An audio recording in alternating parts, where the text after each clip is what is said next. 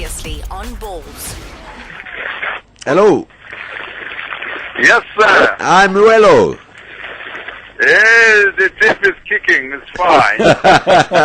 Welcome to Balls Radio, sir. How are you doing? It is my pleasure, my brother. I'm in Umtata, Mandela's town. I'm happy. Okay. Mtata. How's Mtata doing? Oh, well, we're opening a stadium, and it's now raining, clearly signaling that even the court is with us, is happy about the event.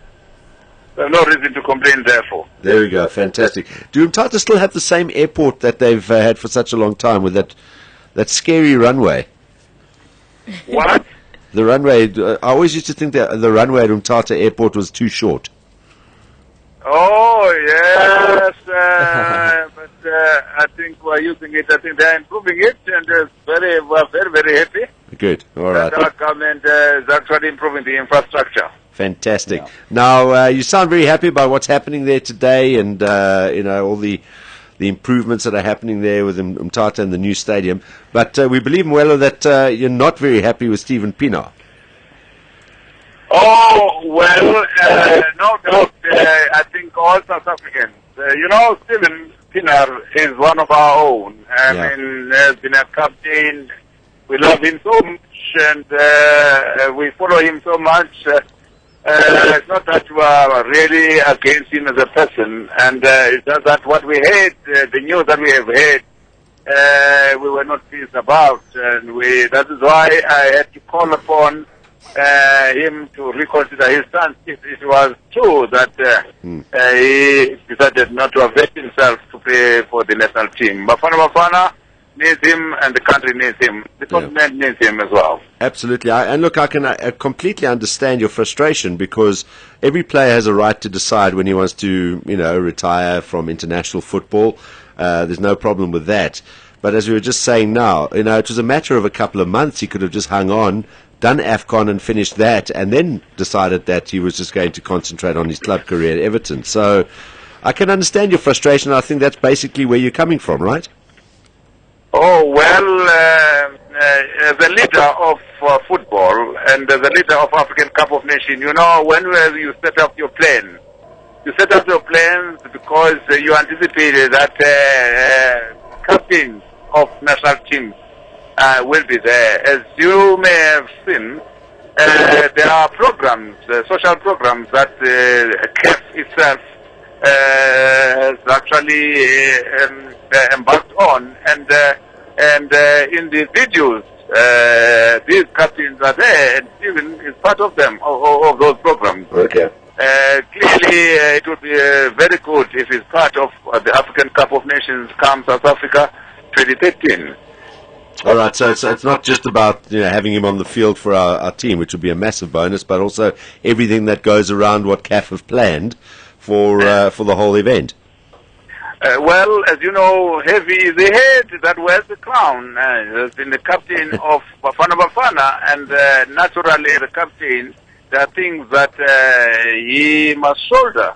Yeah. And one we had anticipated that he would lead his team as a captain, but that took everybody by surprise that he has decided on his own not to be part and of the team. Hence, the brotherly advice from me has been that he should reconsider his stance and so that he can be part of that. Remember, he was part of the team that played in the World Cup in 2010, and we wanted, we've built this AFCON as an event to celebrate that event, and it would be good, therefore, to have him there, and say we can take the horse to a river, but we cannot force it to drink, and it will be unfortunate that he will decide not to be part of that. So when you talk about brotherly advice, have you actually had a chance to speak to Stephen personally? And if so, what do you think the chances are that he'll reconsider? Not true, because for me directly, but we made to understand that our national coach on our behalf did actually try to talk to him, and we then heard that unfortunately he was not keen. to be part, hence, as a leader of football in South Africa, and as a person who is leading the AFCON, and because we're pinning one of the challenges that AFCON is having, is we want to have people who will be able to attract spectators to go to the stadium. We want the stadium to be full. And clearly that is why it is in our interest as local organizing committee to make sure that mega stars of Africa are part of their national teams. Okay, so look, I mean, it sounds like you haven't put it sort of finally to bed that he's not coming. You seem, it sounds like you're still hoping that there is a chance he will. What do you think the chances are that he will reconsider and be here? Now, what we were told is that he has decided not to. So that's final. Then my plea was that he should reconsider his stance not to be part of this event, which, as they say, it is an event to celebrate African football.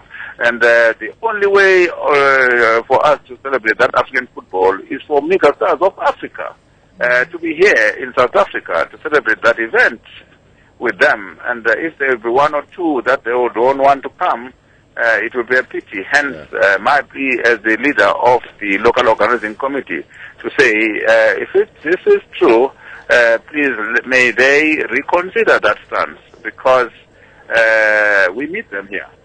Well, hopefully, Stephen, here's the impassioned plea from yourself and everyone at SAFA and all those involved with Bafana. And maybe we'll get some good news that he says, okay, he'll change his mind, and we might still see him here at AFCON. So we wish you all the best with that. And we thank you for your time. Mwelo, good luck with today's events and everything that's going on in Umtata. And thanks for talking to us today. It is my pleasure always.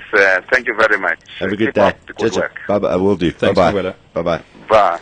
Here we go. This is Balls Visual Radio. Darren, Simon, Kate and John. Weekdays from 3 p.m. to 6 p.m. Central African Time. Balls.co.za